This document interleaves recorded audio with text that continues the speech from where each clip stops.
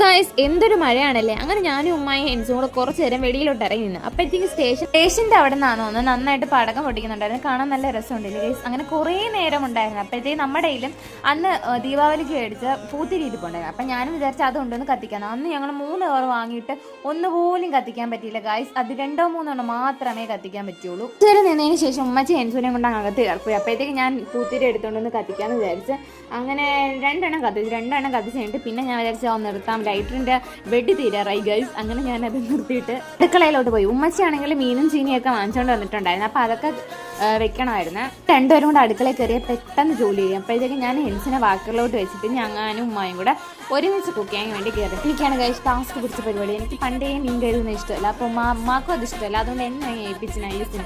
പിന്നെ ഞാനത് കഴുകി കഴിഞ്ഞിട്ട് ഹെൻസ് വേണമെങ്കിൽ 2-3 ദിവസം കൊണ്ട് രാത്രി ഉറക്കമില്ല ഗൈസ്. അങ്ങനെ ഞങ്ങളുടെ മാമിയുടെ വീട്ടിലോട്ട് പോയി.